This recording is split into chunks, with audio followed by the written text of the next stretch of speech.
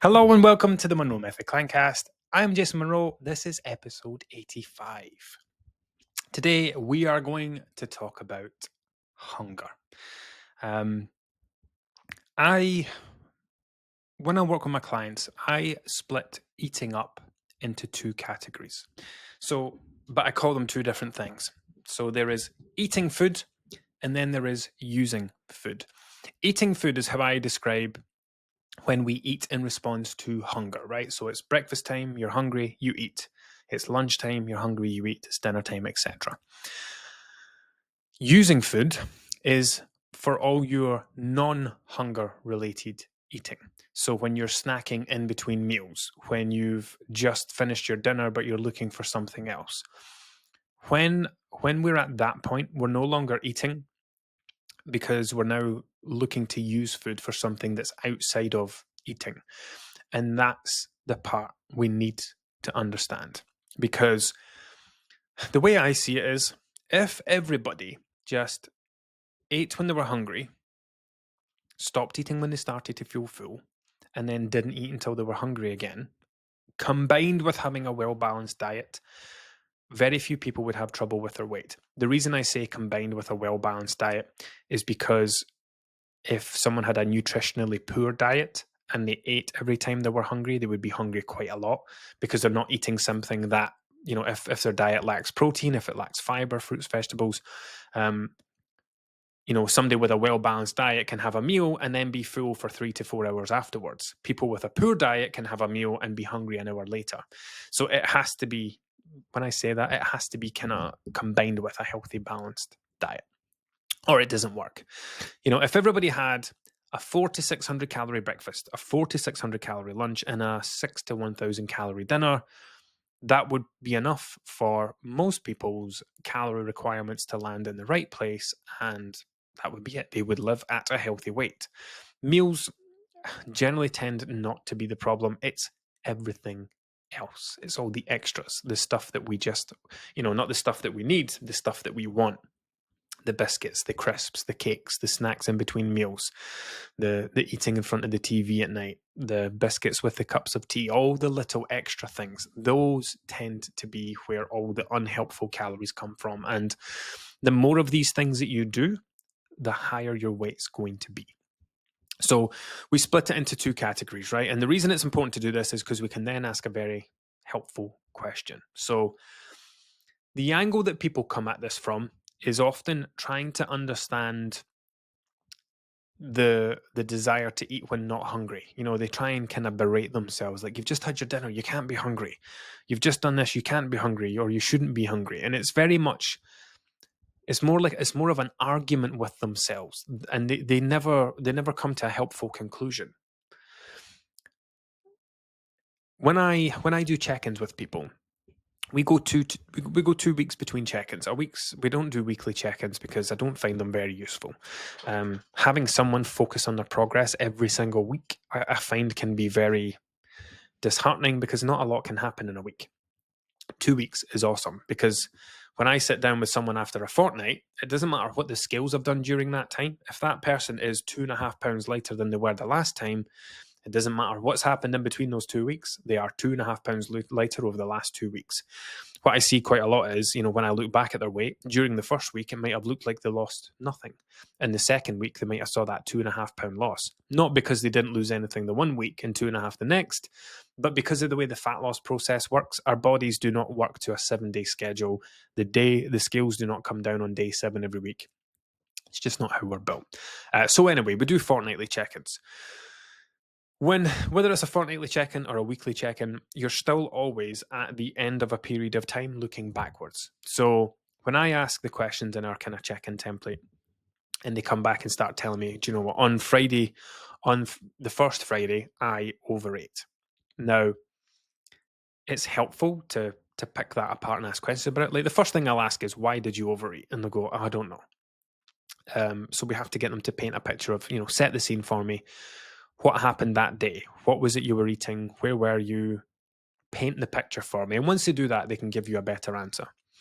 But the thing is, like, they're only looking at it as overeating now. They're only looking at it as overeating after the fact. When they were there at the time, they did not sit there and say, I am going to overeat. Oh, I'm going to eat this next thing. I'm going to keep overeating. It doesn't work like that. When we're in the moment, we're doing exactly what we want to do.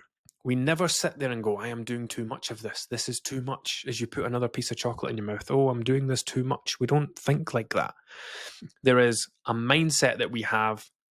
There is something going on upstairs that is driving us to make these choices one after the other. And it's not until you're kind of beyond it, or it's a few hours later, or it's the next day or the next morning or a week later at a check-in, that you look back and go, that was too much. I ate too much that day. I drank too much that day. Or, maybe you've sat down to a meal, you've ordered a takeaway, you've had a Chinese, and, it's an hour later and you are feeling absolutely stuffed and you're like, I ate too much. I should have stopped. I should have stopped at the first plateful. I shouldn't have had the extra thing. And that's fine afterwards, but it doesn't help because the thing's done now. You can't change it. You can't undo the foods that you've eaten. You did it, and that's it. The goal then is to understand why you want to do the thing. Why did I do that in the first place? We need to get in there at the time. That's the key to being able to change these things. Not just looking at them from the future and trying to understand why you did it so you can change it for next time. Getting inside the moment and changing the moment, or at least starting to change the moment. And that happens by asking ourselves questions. We do not ask ourselves enough questions. We let ourselves away with far too much. I've often seen people say things like, I need someone to come and wire my jaws shut. I need someone to come live with me and make sure I don't eat things. They're always looking for that external thing, right? Something to come in and stop them from being who they are and eating the way that they eat. And it's a bit like that with check-ins, where it's, yes, we're checking in every fortnight, but then you've got to go for 2 weeks in between that. My clients can always reach out for help at any time, but in terms of proper check-ins, we do them on a fortnightly basis. So I need to get them round to a way of thinking to help them check in with themselves so that they can pause in that moment and reflect on it and understand what's happening.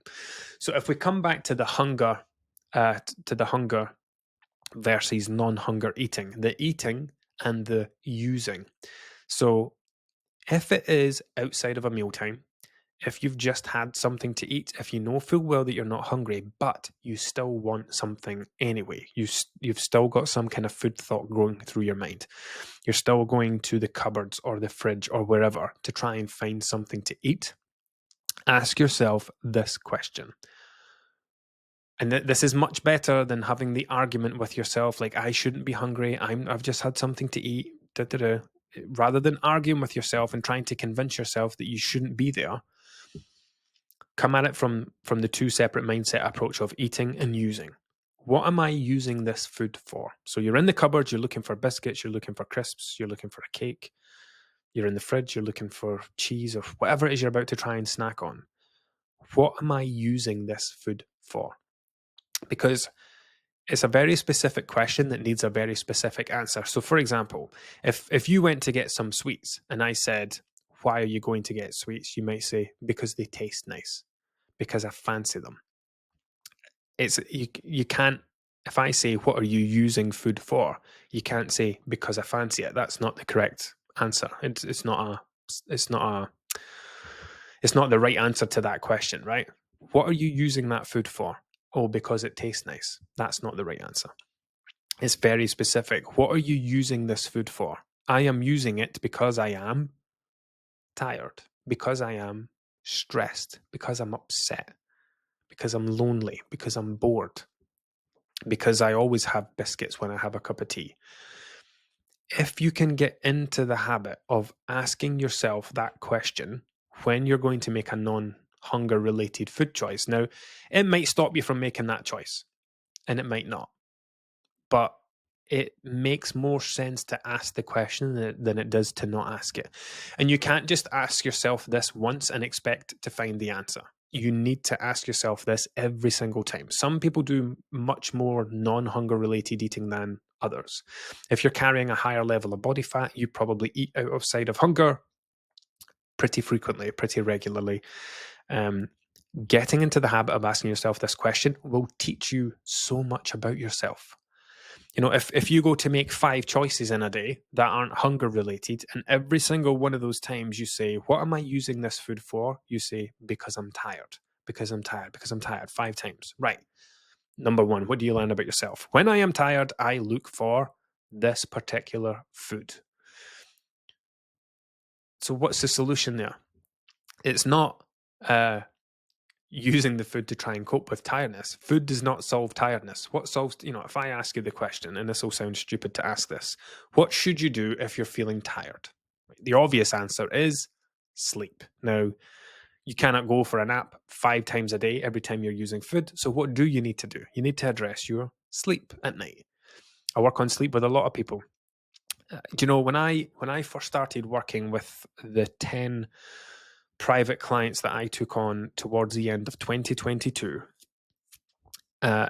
every single one of them had screen time as an issue. Every single one of them. Something that I asked my private clients to do back then was paint a picture of what 24 hours look like. From the minute you wake up till the minute you close your eyes at night, leave nothing out. Every single one of them, the first thing they did in the morning was open their phone and start scrolling. The last thing they did at night before they closed their eyes was put their phone on charge after they'd been scrolling it before bed. They did not have good sleep hygiene, meaning that they weren't winding down for bed. They were going to bed. You might be going to bed at a sensible time, but what time are you actually going to sleep at? Going to bed at 9 sounds great, but if you're scrolling your phone to 10:30 at night, then trying to get to sleep, you fall asleep by 11, then you've got to be back up at 5 again. You're not getting enough sleep. If you're someone who drinks caffeine well into the afternoon, as many people do, I've realized this has been a hot topic inside the Munro Method this week. Christ, I had somebody who was drinking coffee at 9 o'clock at night before they went to bed. And I didn't even ask this question. She mentioned something about improving her sleep. And she's like, I've tried to cut my caffeine down to like 2 in the afternoon or something. And I asked more like, how much coffee are you drinking? Oh, I'm having 4 or 5 cups in the morning. And I'm like, well, if you take those 4 or 5 cups and you add all the milligrams of caffeine together, by 9 o'clock at night, you're going to your bed with 2 cups of coffee in your system. You're drinking too much caffeine. Yes, you've cut it off early in the day. Caffeine has something called a half-life, where every 5 to 6 hours, the amount of caffeine in your bloodstream, amount of caffeine in your system reduces by half. And then 5 to 6 hours later, it reduces by half, etc., until the point where you have none. If you have 5 or 6 cups in the morning and however many 100 milligrams of caffeine that is, 5 or 6 hours later, it's cut in half. 5 or 6 hours later, it's cut in half again. So we worked out that she was going to bed with like 2 cups of coffee in her system. So not only did she work on having a cutoff point of midday, she's also reduced it to 2 to 3 cups in the morning to try and help with that. But when we spoke about it, she was like, I was having my last cup of coffee at like 8, 9 o'clock at night. And then wondering why she was having terrible sleep. So, sorry, that was a bit of a tangent. When it comes to like tiredness, the solution is sleep.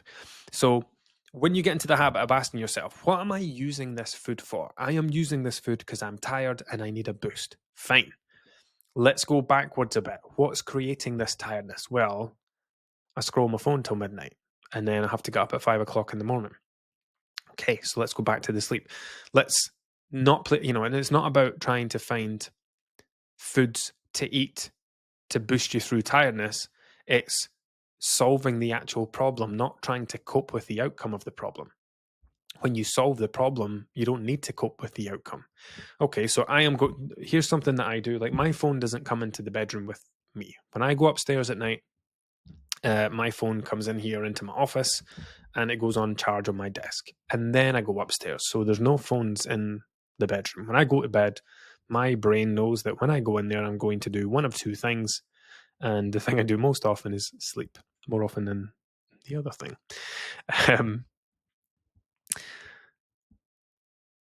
Yeah. So my brain knows that when I walk into the bedroom, it's ready to wind down for sleep. It is not time to put lights in front of your face, to scroll social media, to laugh at funny videos, to catch up on what's happening. It's bedtime. And it wasn't always like that. I used to be a terrible phone scroller. I used to wake up through the night and check notifications and check Facebook. You would, every time you woke up, you would check your phone. And it's funny because you think that you're checking your phone because of the waking up thing, but you can actually create this pattern where you're waking up to do the phone checking thing. And it's not until you don't have a phone in the bedroom that you realize that, because when I stopped taking my phone to the bedroom, I stopped waking up.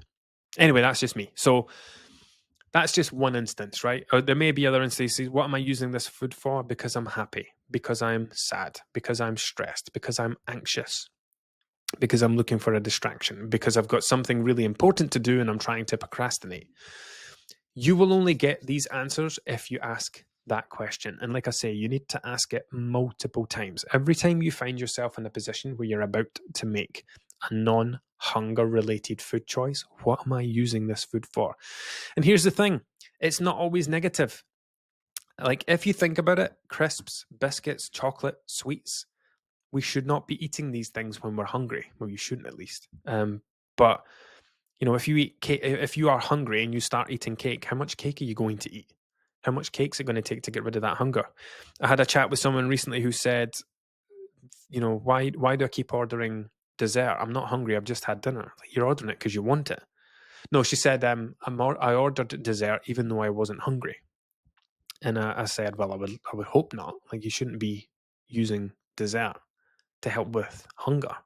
When you combine hunger with a highly palatable food, that's often a recipe for disaster. Dessert is a choice. Chocolate is a choice. Sweets are a choice. You don't sit and eat Haribos because you're starving. You don't sit and eat chocolate because you've not had your lunch yet. If we're going to eat these things, we should be eating them more or less outside of hunger.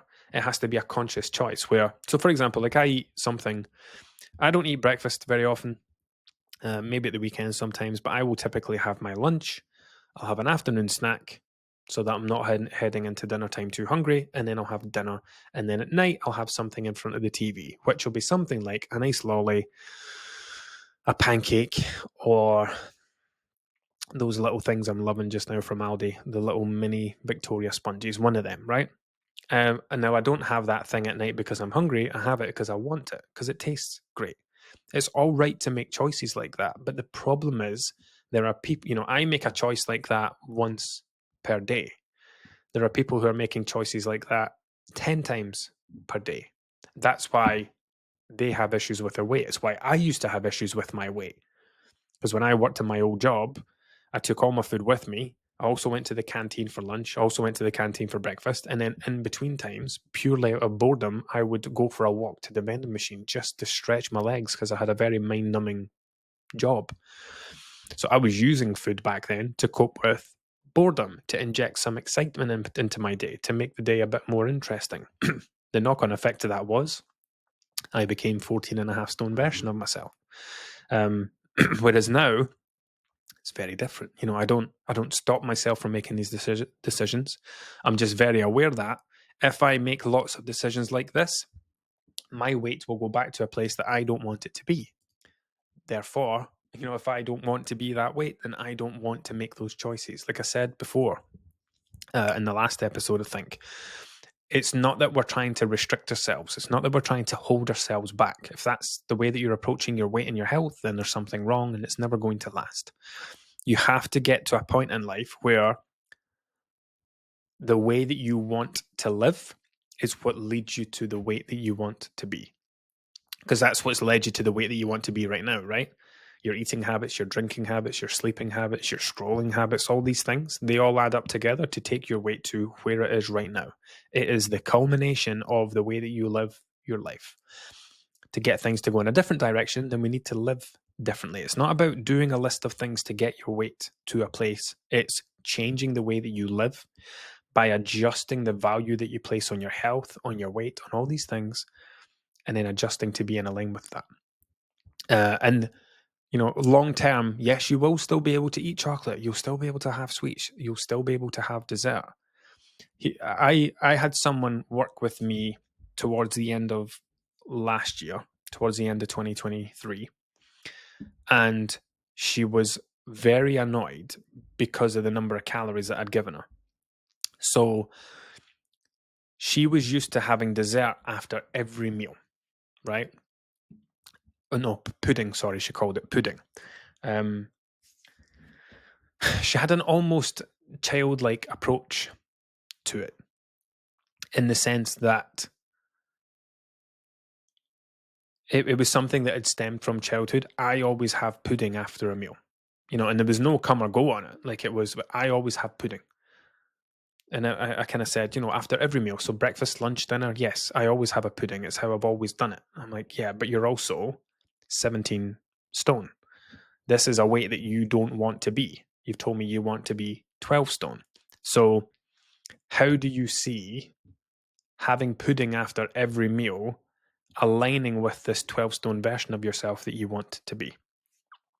And there was quite a lot of difficult back and forth about it, because she was determined. I tried to explain that if every single one of your meals is going to be a 2-course meal, then you're never going to get to 12 stone. For you to be able to have pudding after every meal, you're going to have to massively adjust the size of your meals to account for it. Your pudding is essentially going to have to be half of your meal.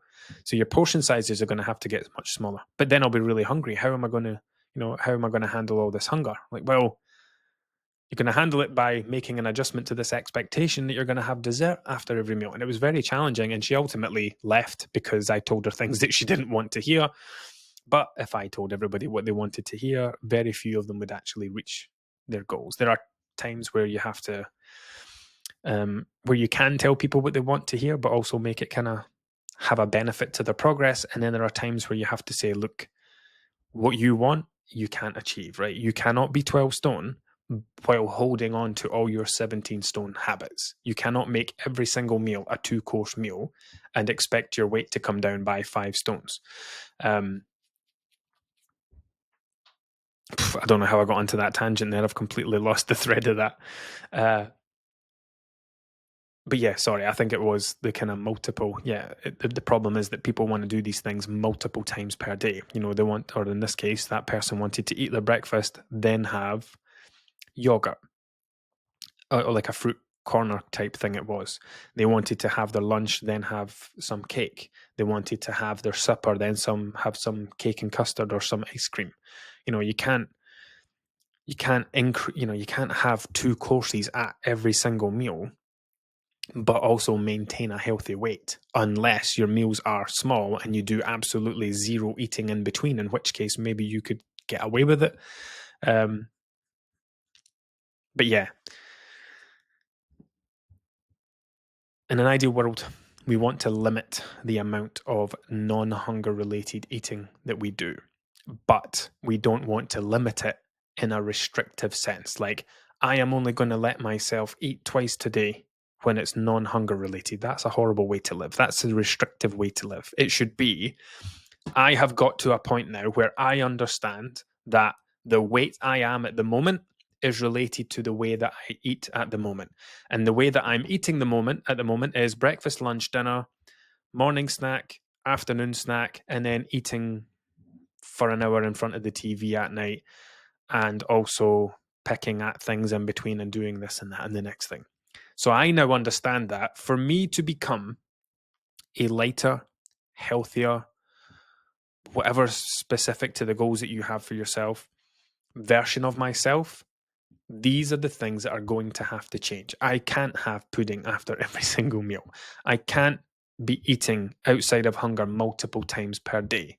These things are all aligned with the version of myself that I don't want to be. And then it's, well, what does the version of me, what does the 12 stone version of me want to do, or the 10 stone version, or the 9 stone version? Here's a great question to ask, right? How does the goal version of me live? What do they do? What kind of foods do they eat? Do they eat fruits and vegetables? How many takeaways do they get? How many times do they eat out? How many meals do they have per day? What time do they go to bed at? What time do they get up in the morning? What do they do with their free time? How much scrolling do they do? And then it's about bringing the current version of you in line with the goal version of you. Because the more you bring in line with the goal version of you, and this is similar to what I said about the